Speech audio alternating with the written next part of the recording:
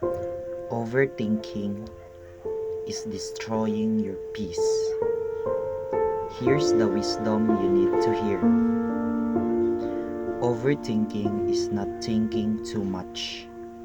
It's thinking the wrong way. It's replaying mistakes that no longer exist. Imagining problems that won't happen. And creating storms inside your mind, even when the sky is clear. If you find yourself trapped in your thoughts, this message is for you. So here's the first lesson. Your mind lies when scared. The first wisdom about overthinking is this. Your mind becomes a liar when it is scared. It exaggerates the bad, minimizes the good, and amplifies every what if until you forget reality. Overthinking doesn't show you the truth. It shows you your fears wearing a costume. Learn to question your thoughts. Ask yourself, is this real? Or is this just fear pretending to be a fact? Most of the time, it's fear. So here's the lesson number 2. Not every thought deserves attention. Your mind produces thousands of thoughts a day. Not all of them are important. Not all of them deserves your time. Not all of them are true. Here's the wisdom. Thoughts are visitors. Choose who stays.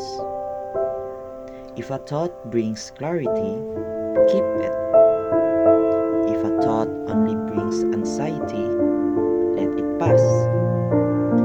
You are the gatekeeper of your mind, not a prisoner trapped inside it. The lesson number 3. Overthinking wastes your life. One day, you'll realize something painful. You didn't lose because you weren't capable. You lost because you hesitated. Overthinking kills more dreams than failure ever will. It makes you pause, doubt, delay, until opportunities fade. Remember, most of the things you fear never happen. But the regret of doing nothing always stays. Lesson number 4. Clarity comes from action, not thinking. People overthink because they want perfect answers. But life rarely gives perfect answers. It gives direction. You learn by moving. You grow by doing. You find clarity after taking the first step, not before. So here's the wisdom. Stop waiting for the perfect moment. Create it by acting. Action calms the mind. Action ends doubt.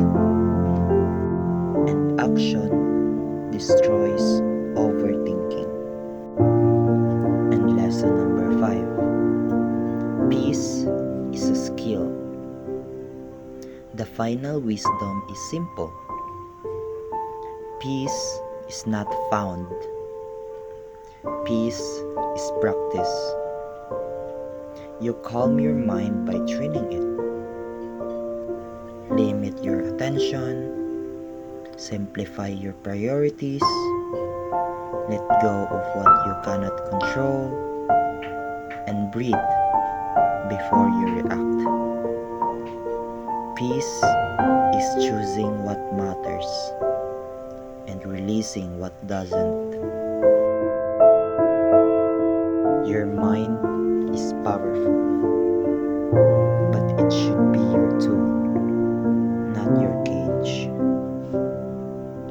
this message help you remember, growth begins when the noise ends. Take your peace back.